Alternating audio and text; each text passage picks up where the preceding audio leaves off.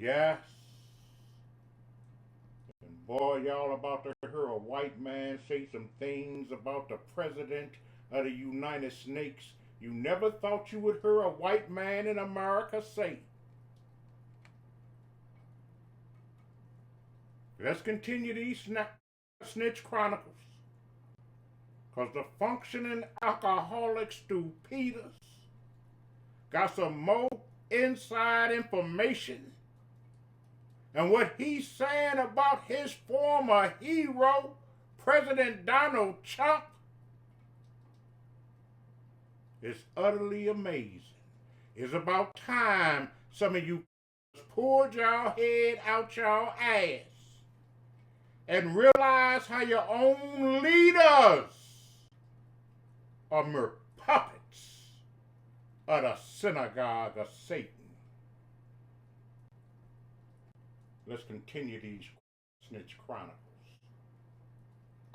You know, with every day that passes, all of these suspicions that I have about every single one of these people inside of Turning Point USA, they just become more magnified, they become more substantiated, reaffirmed, they become more valid,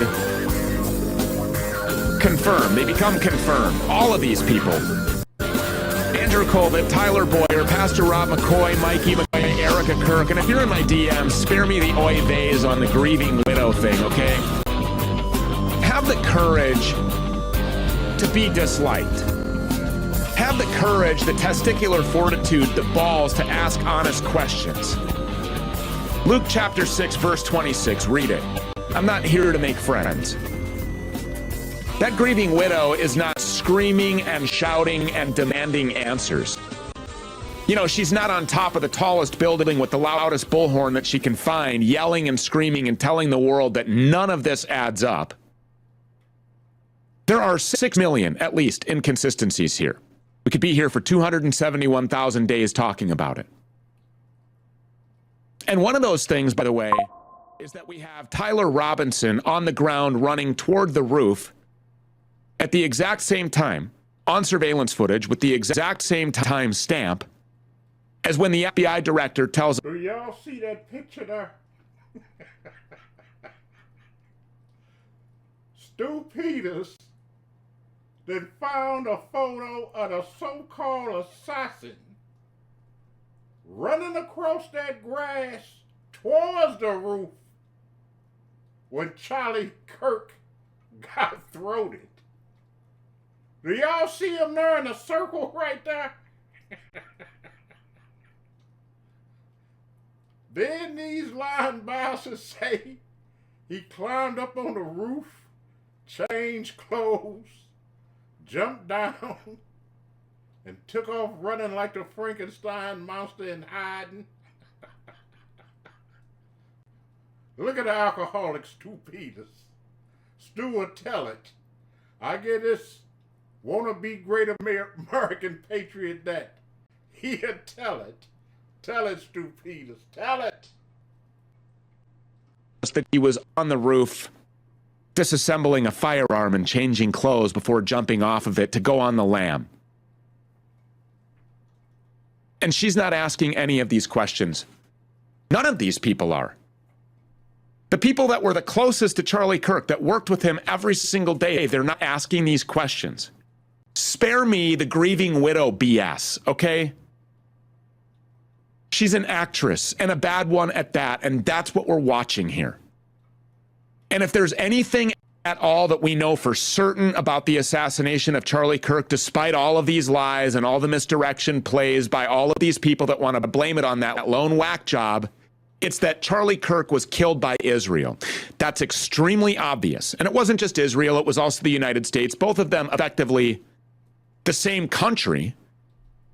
And we can touch on more of that in a few moments here. But look, the bottom line here is Charlie Kirk was pushing back on Trump. What? And he was doing it more and more frequently, and he was starting to publicly question the occupation of our government and of our media and our entertainment industry, our institutions of learning, our banking and finance apparatus, the entire country. He was pushing back against war with Iran. It was becoming very obvious that Charlie Kirk was disgusted by what he was seeing in Washington, D.C., including in our White House. And it's not just obvious, it's confirmed by Stu Peters' network sources inside of TPUSA at the highest levels. Charlie Kirk figured it out. He finally saw it, that the man that he gave so much respect and admiration to, Donald J. Trump, the so-called president of the United States, is embroiled in a child trafficking scandal. Oh, did y'all hear what Stu Peters' drunk ass just said publicly? Donald Trump is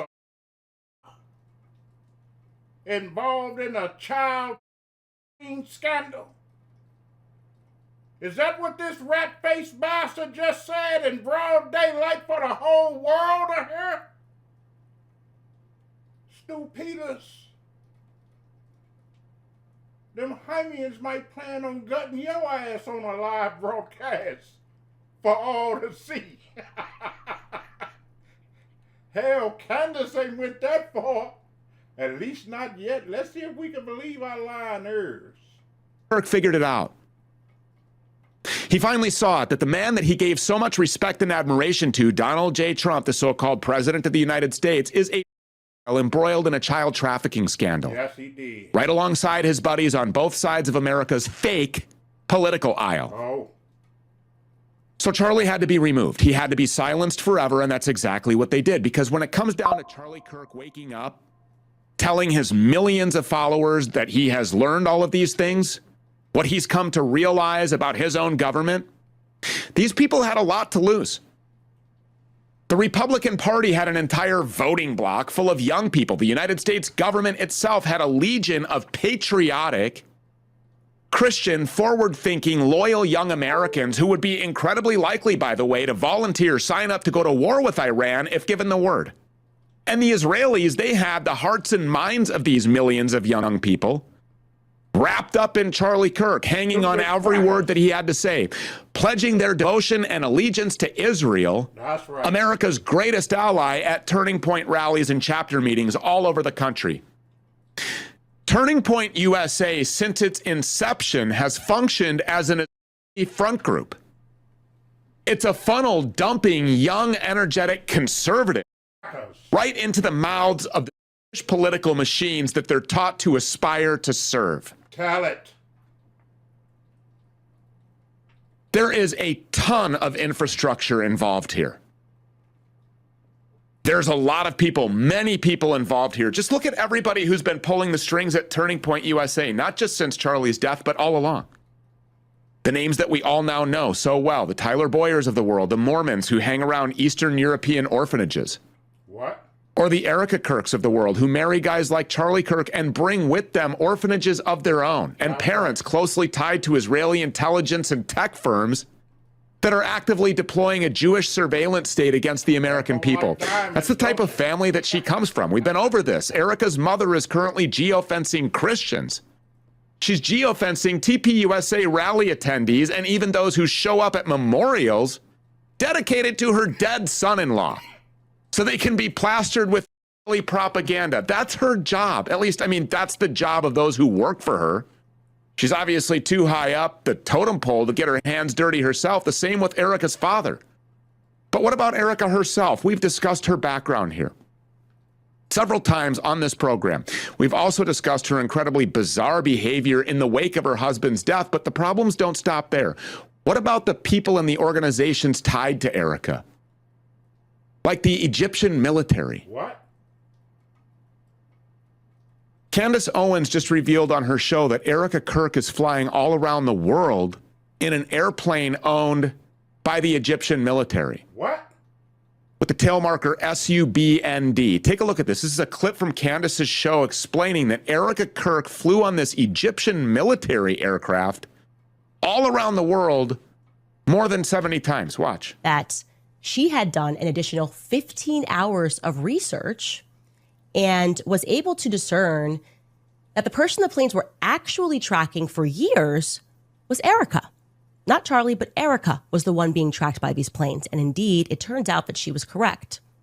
She discovered that between 2022 and September of 2025, both of those aircrafts, SUBTT, the yellow plane, and SUBND, The blue plane showed 68 overlaps with Erica's documented locations, okay? 68 overlaps. I have since been able to add now 73 times that this overlapped, okay? And 29 of those instances also happened to include Charlie. Charlie was also present. And that's what I was stumbling upon when I was looking into this. I was like, why is this plane where Charlie is? The flights were majority clustered within 5 states: Kansas, Missouri, Nebraska, Delaware, and Utah. And it's a pattern that she believes is statistically not random. I'm telling you this information has been completely verified. I am showing you this on a spreadsheet now. These are all the instances in which this plane, 68 instances that this plane crossed with Erica. And I'm also going to say this includes overseas as well, okay? So my instant question becomes, why didn't Turning Point acknowledge that this plane was familiar to them? When I was taking all of these figurative online bullets, someone could have easily said something, right? That's kind of a repeat thing in this investigation.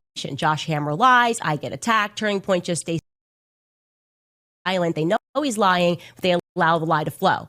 Alex Clark lies, I get attacked, I'm telling the truth. Turning Point knows it, but they kind of allow this like Catholic thing, lie to flow.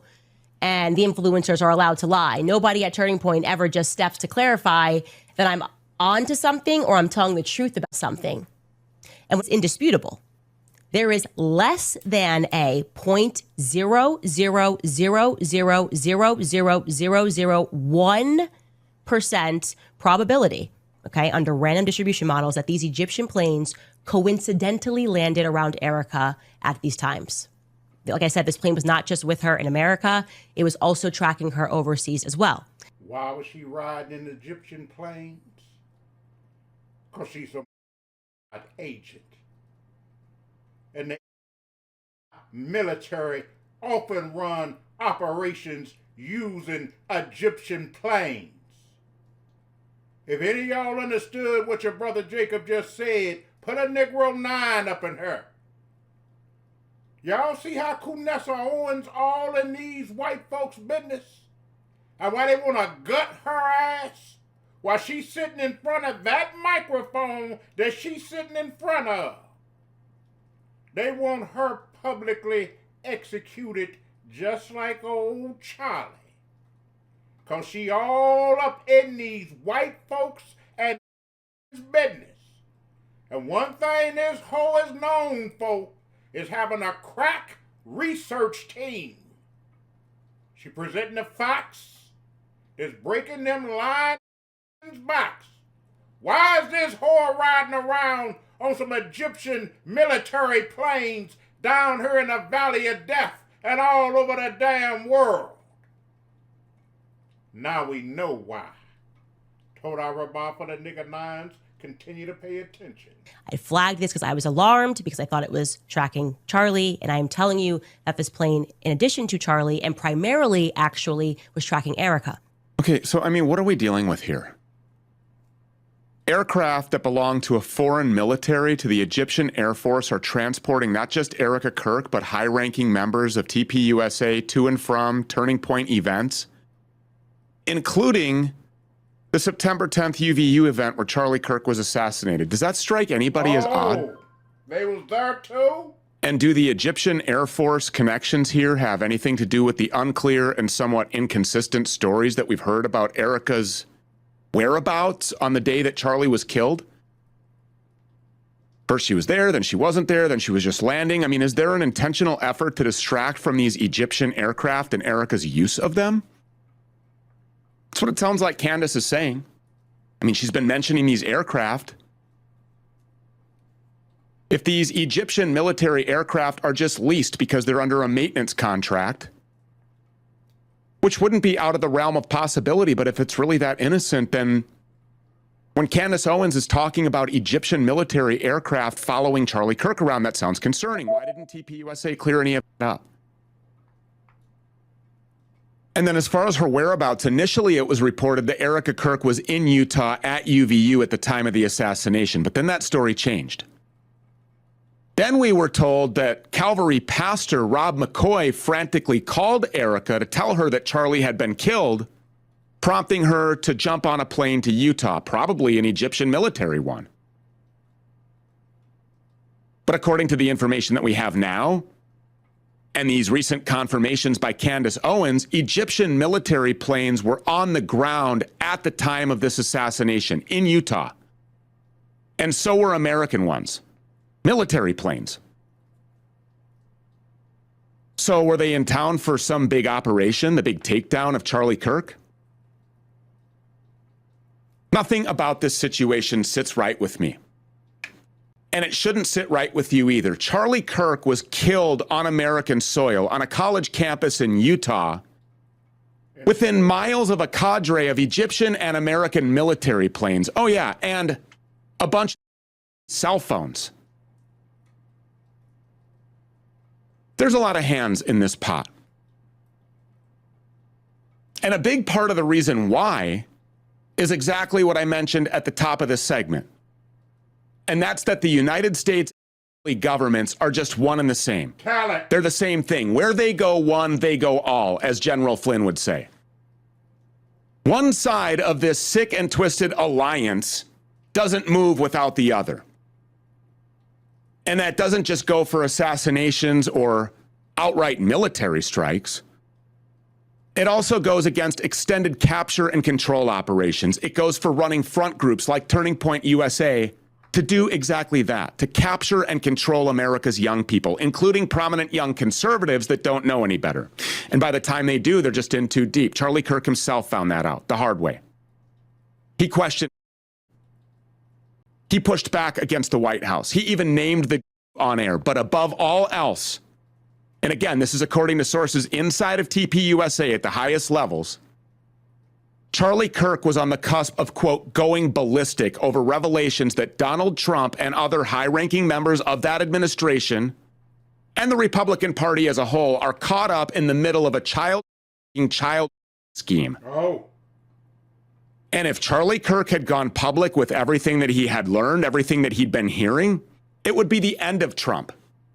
It would be the end of the Republican Party. So they took him out. And now we're going to get some redacted BS files instead. J.D. Sharp has been following along closely with all of the reporting we've been doing here in this entire situation. He reached out letting me know that he agrees. He has some additional input to provide, and to that end, he joins us now. J.D., thanks a lot for being here. We appreciate it. You bet, absolutely. You know, I look at this situation, and I think you have not only the connection with Erica Kirk and the different planes, and let's keep in mind that Egypt have a very, very interesting relationship as it relates to PSYOPs, the Lavon affair, the USS Liberty. Egypt was very involved in both of those situations, and they were to put blame on somebody else. In one case, they were trying to put blame on Israel. In another case, was using Egypt as an excuse. We're talking about the USS Liberty to literally attack a military ship, a United States military ship, that if any other country attacked in that fashion, killing 171, lying and saying that you weren't sure what was going on, just the circumstances behind that, United States would have declared war on that country. But for some reason, we didn't declare war on because of the excuse that they had and because of their relationship with Lyndon B. Johnson and the at the time. But I think that Charlie figured out that Turning Point USA really should have been registered under FARA long time ago. I think that Charlie figured out that he was operating a foreign influence machine. A giant foreign influence operation that should have been exposed 7 or 8 years ago, because that's the reality with Turning Point under these circumstances. They're generating all of this data, all of this voter data. They are pushing these agendas and I appreciate Candace Owens for bringing up the Calvary Chapel and bringing up Rob McCoy and bringing up Jack Hibbs and all of these people that no one would have any idea about, and bringing up the guy that was following them. He's been following them all over the country, kind of like that aircraft has. I can't think of his name right now, but he has all of this real estate that he shouldn't have, considering how much money he makes. The fact Kind of that like Candace, this Calvary Chapel pastor was following me and my kids and my family all over Minnesota, harassing and berating me. That's why these people are so fanatical, because the gig is up. exactly. Not only that, I think we're going to find out that there's been a lot of money that's been involved. Possibly a lot of children have been involved on the trafficking side. I think there's so many different layers to this. And Candace Owens, she also said that she figured out the rental car company of the people that purchased rental cars when they got off the Egyptian aircraft. It's Duncan something or other, and she's going to reveal more information about that, and she's asking for tips. And then she said that Andrew Colvett, who I haven't trusted from day one, he actually told Candace and Tucker Carlson both that their lives were in danger. And this was before Charlie was even killed. And so I have to ask myself, did Andrew Colvett do that because he was because he knew that Jack Posobiec wouldn't make any effort to look into this, right? Tyler Boyer would make no effort to look into this. Benny Johnson would make no effort to look into this. And I have to ask myself, why did Nick Fuentes just not make a conscious effort to look into this? I don't know. I don't get it. But I think that they knew that Tucker Carlson and Candace Owens would be the probably only two people that would make a conscious effort with a legitimate influence to actually figure out what happened here. And Candace Owens has done that in spectacular colors. And I respect the hell out of her for that. You look at the first Republican female president, if it ever happens, Candace Owens is going to be that person. I think that Candace Owens really has a chance to be a major leader in the United States of America as an elected official. Why do you think she won't go after Erica Kirk, who it looks like they're trying to position as the next, female president or the vice president, plugged in with J.D. Vance? Why do you think she won't go at Erica Kirk? I mean, this woman has ties to Romanian orphanages. This woman has ties to the That's right. intel apparatus, to the military-industrial complex. Why is Y'all look at this whore. Look at the eyes.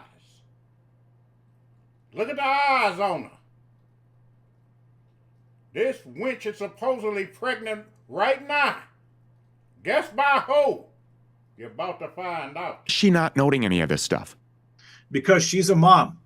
Because Erica Kirk is a mom. Candace Owens is a mom, and there's an unspoken bond there. And she doesn't want to. Is she a mom? Is she really a mom? Is she this trad Christian mom wife? What? Because you know what? She was flying around on Egyptian military planes 75 times in a year. When was she mothering these children exactly? And that's a fair question. And we brought this up a couple months ago.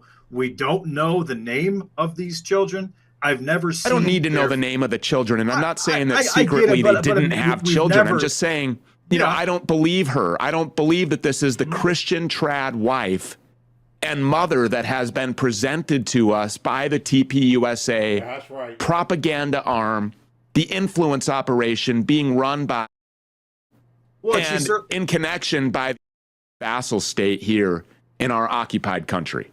And she certainly doesn't act like she's a trad wife. I mean, she showed up to that event with those black leather pants on. She held J.D. Vance's head. Oh my goodness, wait a minute. Wait a minute. You wearing leather pants to Charlie Kirk's memorial? And Lord have mercy, you got breastises pressed awful hard up on J.D. Vance. And when a woman put them hands on the back of your head, that might lead to a little pedophile or something. No, you not acting like the grieving widow her. Not with J.D. Vance in public. Is that why J.D. Vance's wife took off her wedding ring and he been sleeping on a couch up in the vice president's mansion since this hug in public? And there's rumors that baby that may be in your belly may be J.D. Vance's. Is it appropriate for a widow woman to be wearing leather breeches where you can't even get a credit card in her flat ass back pockets and be hugged up on a man while your husband ain't even damn in the ground yet? Do that look appropriate to y'all? Or is this Agent Whore who set old Charlie ass up with all the rest of them? Look at J.D. Vance mascara wearing ass. Stu Peters them questioning this picture. Stu Peters like, no, I don't think she no good Christian woman. No, sir, don't no widow woman wear no black leather breeches like that and be hugged up all on a man and caressing back of head regions. Not only no, hell no. Very, it was almost like an embrace. She did the same thing with Donald Trump. She has experience. She had a tramp stamp in a video from a band from like 2014. She was featured on a couple of different TV shows, like dating TV shows. I mean, she's definitely an actress, and she's. Oh, this hoe been on dating shows? Now, I knew she won one of Donald Trump's beauty pageants. Don't tell me this hoe was on some dating shows, too. Oh, no, we know what the character of this blonde, witchy-eyed whore is. No, you ain't gonna fool on this one. You ain't no grieving widow woman. And I think it's safe to say that she obviously won. She won Miss Arizona at one of Trump's pageants. I think it's safe to say that she's been around, so to speak. And so, but yeah, it's very interesting. She travels all the time. Are those kids traveling? Are those kids traveling with her? I don't know, but I think that Candace Owens just doesn't want to make it look like she's battering a grieving wife. And the way that she's doing this, and she is doing a good job of still getting to the bottom of this, still exposing everything that's going on, while not crossing that barrier where people can say, when moms, which I'm sure a lot of her base is mothers like her and apparently like Erica, but she's done a really good job of accomplishing what she's trying to accomplish. Yeah, I mean, let's just keep it real. This is a very sensitive subject with a lot of intricate and kind of weedy sets of circumstances that go along with this. Okay, this is a big operation that was pulled off here.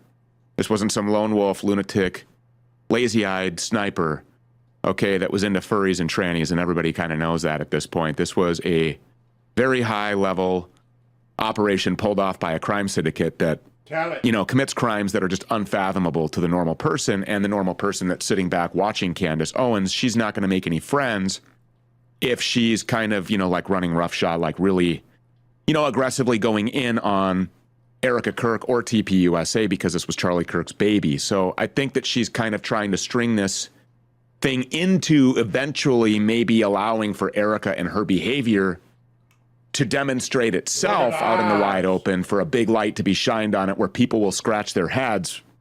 My approach is just a little bit different. I'm saying this is nuts. This is bizarre. This woman is connected to Donald Trump in a lot of ways. Donald Trump is known for procuring young women, for putting them into these modeling and acting roles, women who aspire for prominence and for fame and glitz and glam and money and lifestyle. They'll do just about anything for that. She was a romance reality show television actress. So the caress that you see on the back of J.D. Vance's head, the long embrace and the hold that you see with Donald Trump at the pyrotechnics-infused memorial that was used as a spy operation by the Foreign Affairs Ministry through Superfeed Tech, where Erica Kirk's mother is on the board of directors and so is Tyler Boyer, ostensibly a homosexual, definitely a Mormon running a Christian organization, that turns these events into mini revivals where people find Jesus Christ.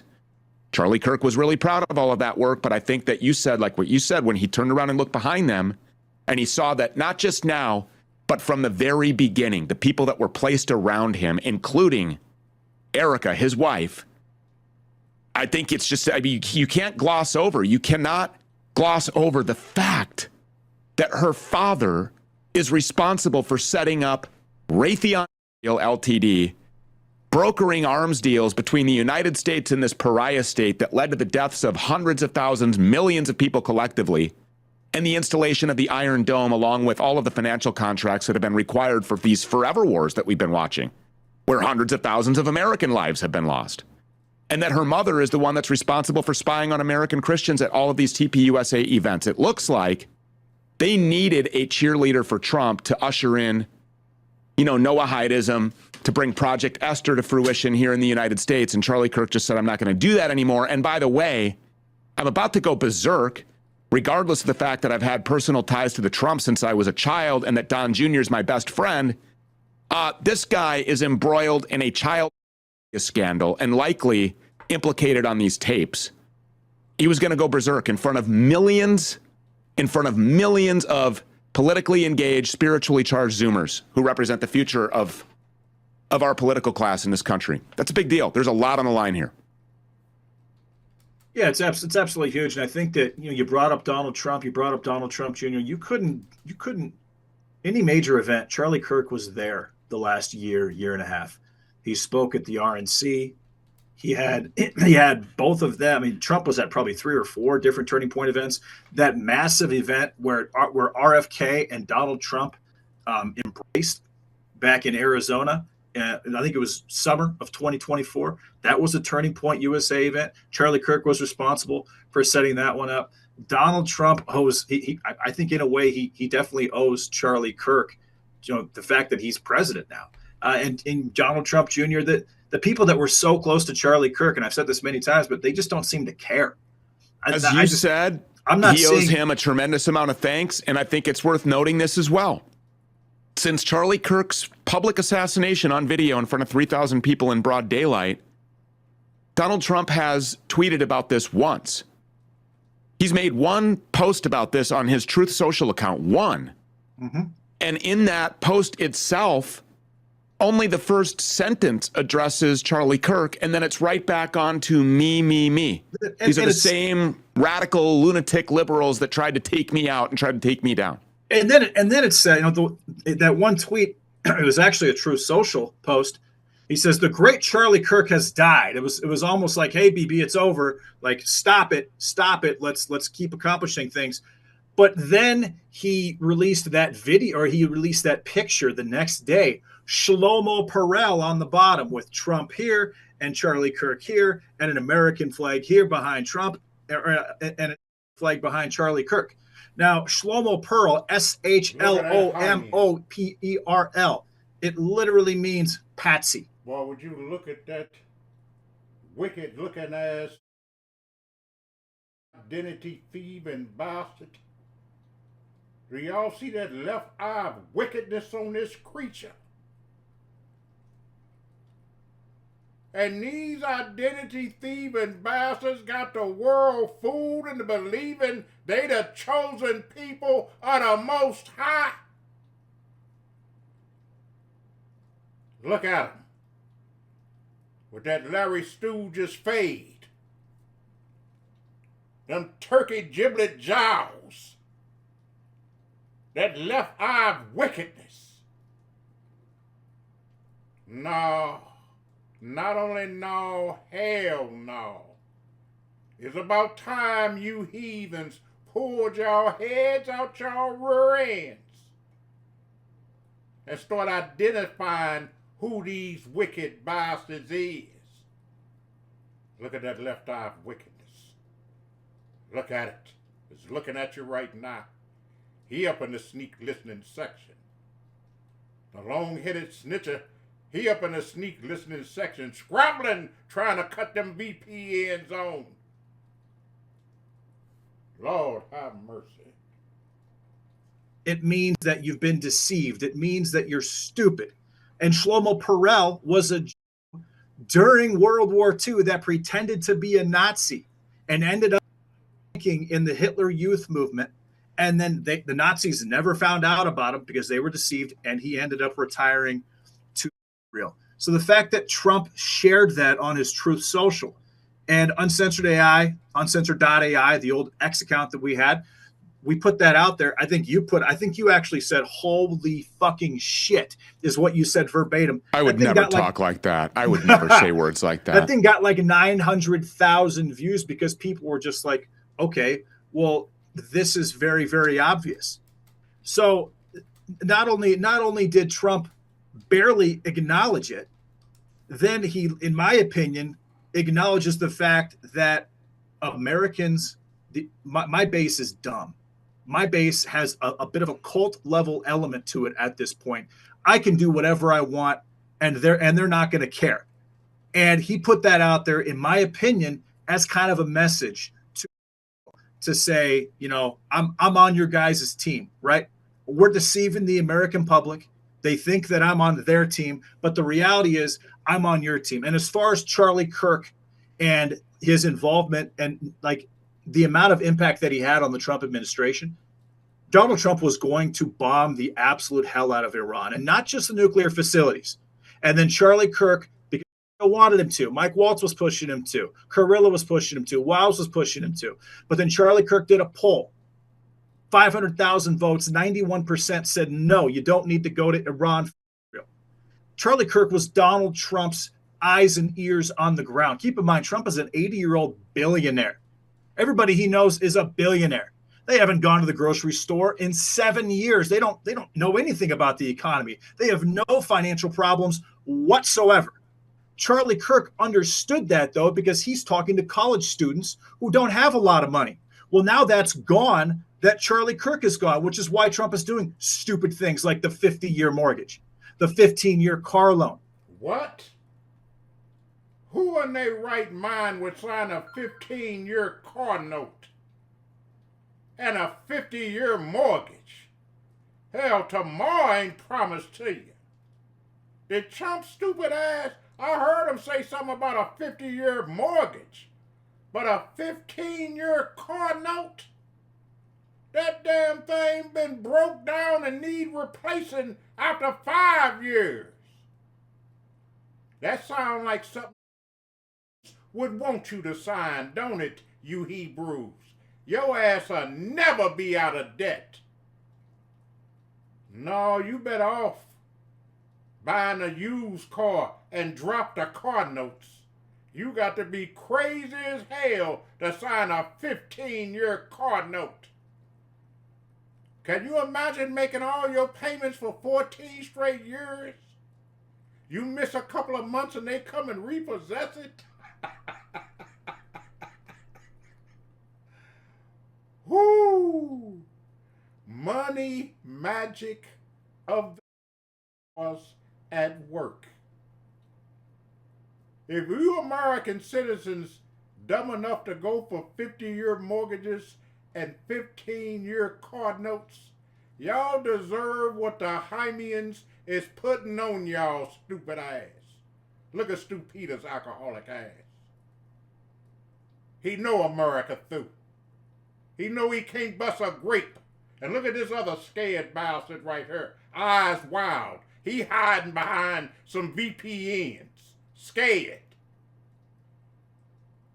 We'll let y'all scared ass continue to snitch. Let's go.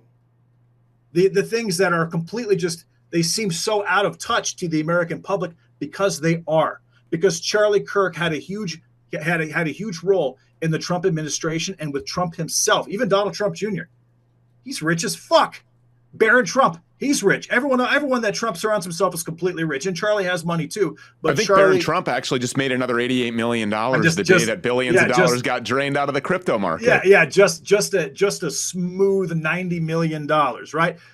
But Charlie Kirk, he seemed like he was the eyes and ears on the ground for Trump because he literally was. And now that he's gone, Trump is completely out of touch with the American public, which is why his approval rating is so low. I think it's also notable, though, Charlie Kirk reportedly was shouted down by Donald Trump when he confronted Trump on bombing Iran. Mm-hmm. And Trump insisted, no, we're going to do this. You don't know what you're talking about. He shouted Charlie Kirk down. And I think that was probably one of the big moments for Charlie Kirk as well. He realized how this whole show operates. Well, he realized who's actually in charge at that point. It was confirmation to him, which is why then after that, he really went in. He went in on Megyn Kelly. He went in on Candace Owens. He went in on Ben Shapiro. He said, I'm going to be forced to leave the pro-Israel cause. Well, and I think, and not only that, but I think that he was setting himself up an insurance policy.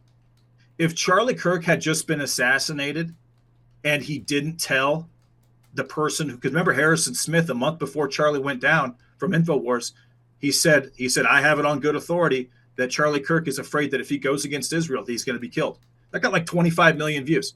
Then he has different conversations with I'm pretty sure he talked to Candace Owens. Then he also made the appearance with Megyn Kelly. Charlie Kirk was setting himself up an insurance policy. That's why he was doing that, because he fully expected it to kill him, because he was not going to go against his principles now that he actually knew what was taking place. And that conversation with let's talk about this then, because I think Sure. that's very well understood at this point. Let's talk about these Egyptian military aircraft and Erica Kirk and her involvement in all of this, which is speculative at this point, but there is a lot of physical evidence and there are a lot of anomalies, very bizarre, strange connections and behavior surrounding Erica Kirk, surrounding Andrew Colvett, surrounding Tyler Boyer, surrounding this pastor, all of these people that are at the top. I mean, this is a pastor who is a confirmed liar. Pastor Rob McCoy making up lies about Mikey McCoy being covered in blood. Why would you do that? Why would you say these things when obviously there is video there? I mean, we can all look back at that. I called him. I have him on audio. He hung up on me. He didn't want to answer that. He told me he didn't want to be involved. You're very much involved. And there's Mikey there on the phone acting like all of this was planned, like he's completely unbothered by all of this. I mean, there was no police presence. There was no crime scene tape. And speaking of the crime scene, you have very easily identifiable people that we can name with 100% certainty that are contaminating the crime scene. They're walking all over it. They're standing up on the chair that Charlie Kirk was allegedly shot in. So we're told by the lying, bulged-eye Pajit Kash Patel, who has no investigative experience at all whatsoever. He was never a cop. He's the director of the FBI who wakes up every morning to protect. And he'll do whatever, including making things up or not charging people for then also not just contaminating a crime scene, but tampering with evidence by removing cameras, taking SD cards out, passing them off sleight of hand. The Israeli security detail team that executed a flawlessly planned play, it looked like, where they were jumping over these barricades. They were removing things from Charlie Kirk, doing everything except for providing medical assistance to a man who's on the ground, bleeding out and dying. There's no ambulance around anywhere. Within 24 hours, they're scraping up the crime scene with skid loaders and covering it with concrete. Military aircraft from the United States and from Egypt flying around the area, unmanned aviation vehicles, drones all over the place, people running. Tyler Robinson, who we're told was at the time breaking down a firearm and changing clothes. At the very same exact time as that, we have the real Tyler Robinson on the ground running toward the roof that we were told by the FBI that he was on. Make some sense of all of this for us regarding the relationships between the people that had surrounded Charlie Kirk from the very beginning.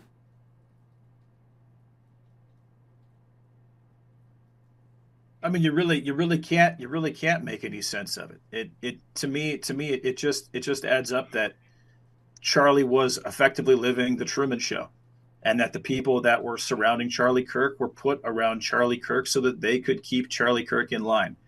And at one point, Charlie Kirk figured that out. And I have to think that he had a conversation with his wife. And I wonder if towards the end, he kind of had a feeling that his wife was possibly in on all of it, because I'm sure he knew about Superfeed. He knew about Lori Franzfa. He knew about her dad and Raytheon. He knew about the defense contracts that Lori and Kent's company had with the government. But I really think that, and I think he knew about Posobiec. I think he knew Posobiec was naval intelligence. He knew that naval intelligence had a habit of having different informants and different intel agents that are handling specific people. I think that maybe the straw that broke the camel's back was Erica. And I wonder if maybe he said, and again, this is totally conjecture, this is totally speculative, this is a total guess, but I wonder if he had some type of pillow talk conversation with Erica, let him know what was on his mind, and she maybe gave him an answer that he did not expect. And his eyes got even more open. But again, listen to this. So Candace Owens went on to talk about how Charlie's entire flight that day, that morning into Utah Valley University, it was rerouted. And, you know, originally, obviously, you would land at Provo. That's closer to UVU than Salt Lake City. But they rerouted him and they diverted the plane into Salt Lake City, where he landed sometime around 9:30 in the morning. Well, these Egyptian military planes that Erica Kirk is being transported around in, they landed at Provo. Now, we were told that she wasn't there. We were told that she was not at this event. She was nowhere in the area. She was called. Remember, she was called by... She was in the air. The report was that she was in the air and she was on her way to the event. But the planes were already on the ground. The Egyptian military planes were already on the ground. If Charlie had landed at Provo, which would have made a whole lot more sense, could it be that he would have recognized, hold on, that blue Egyptian military plane is the plane that my wife flies around on. That's Erica's plane. What is she doing here? Right. You see, I mean, why would she try to conceal her whereabouts from her husband? Yeah, let's do. Why would TPUSA connected Egyptian military planes that are transporting top turning point brass around the country and internationally 75 times in 1 year, why would they try to conceal the location of these jets from Charlie Kirk? Not only that, why did they give Charlie Kirk's body to J.D. Vance the next day? What? The vice president body snatcher. Just steals the body. Just on Air Force Two, just flying in. Look at this mascara wearing bastard. Why is he the vice president in history to wear eyeliner whenever the cameras is on him? And why was he hugging up on Charlie Kirk's wife like that with them leather breeches on at them so-called memorials? Yes, now we know why Mrs. Vance took the wedding ring off. And you eating cold hot dogs and sleeping on the couch. On a whim, flying around the country with dead people in caskets that haven't had autopsies done yet under suspicious circumstances. I think it's probably pretty suspicious. Utah law requires an autopsy to be performed under any death involving suspicious circumstances. And why it doesn't get any more suspicious than a public assassination execution that nobody can really figure out what the hell is going on here. And why did done Google searches on every single, on several different surgeons, on several different medical professionals, including the one that worked directly with Charlie Kirk after this assassination took place? Why did Andrew Colvett claim that it was a magic bullet situation where the bullet entered through the front and it went around like a pinball and it never actually exited his body? Because we all know that that gun from that distance with that size of bullet not only would have blown Charlie Kirk's, basically blown his neck off, blown him backwards in the seat, not to the right, and would have killed anybody behind him, at least two people behind him. There would have been blood everywhere. And 100%. That's the story that we got from Pastor Rob McCoy, was that Mikey had blood all over him. He didn't have a drop of blood. Nobody did. There were no particles. There were no droplets. There was nothing. And if you wanted to go there to do blood analysis, forensics, any kind of forensics in the crime scene, you can't do that because it's been covered with cement. Why'd they cover it with cement? Who was allowed to do that? Where was the police response? I was talking to Frankie Stocks on the phone the other night off the air, and I said, you know, when I was a bounty hunter and I was involved in situations where there were shootings or whatever, you would have gangbangers, just unknown blacks, right? I mean, it happens every day. They're getting shot on the north side of Minneapolis. They're getting shot on the side. Y'all heard a realist nigga on the internet? He can say blacks, can't he? He wanted to say niggas bad. Look at Stu Peters' alcoholic ass. He ready to cut to a commercial and get to that whiskey flask he got hid up under them counters right there.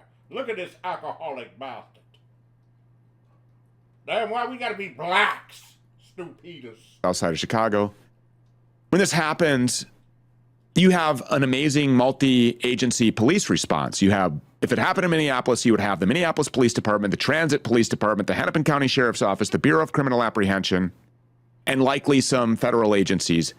They would have quarantined off a couple of blocks. They would have, caution tape up. They'd be concerned with preserving evidence. They would be grabbing witnesses, taking them into interview rooms, sequestering them, asking them what they saw on video, recording these interviews. None of that happened. Where was this? Charlie Kirk got assassinated, executed in broad daylight in front of 3,000 people. Where's all the cops? Where's this multi-agency response from all over the state. You got a few plainclothes guys walking around, the table.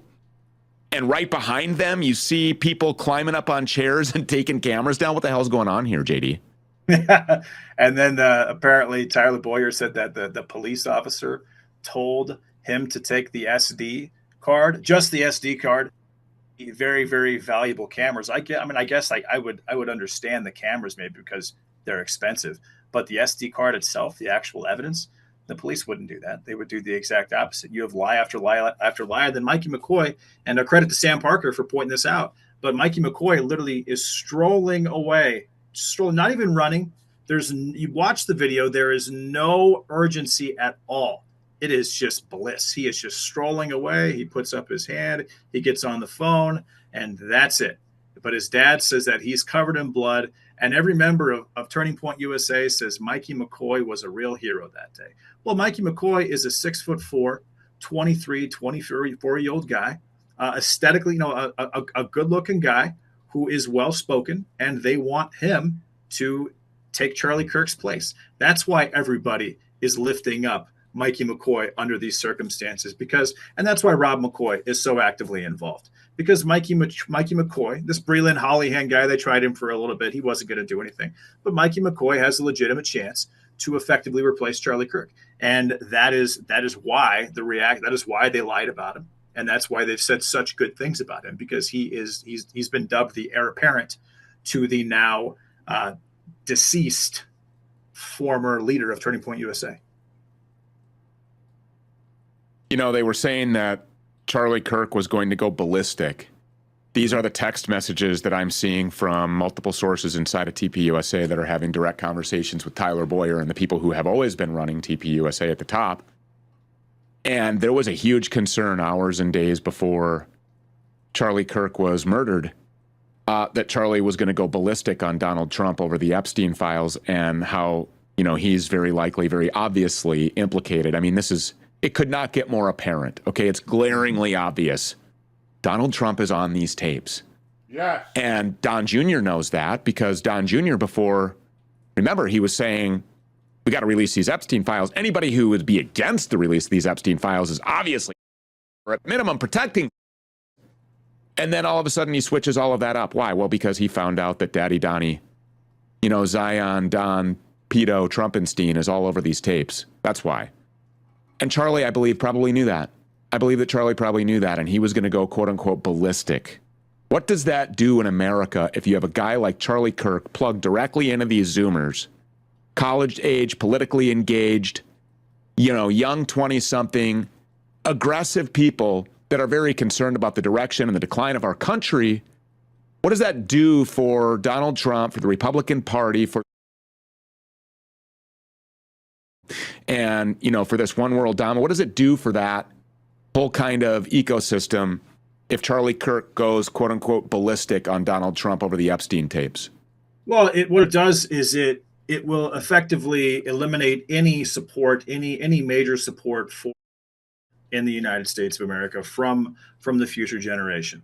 And when you look at the amount of money we've given, which is $320 billion since they became a country, and the amount of military help we've given them, that doesn't include the amount of money that we've given them for weapons. Sorry, my bandwidth is low. I'm choppy here. Sorry about that.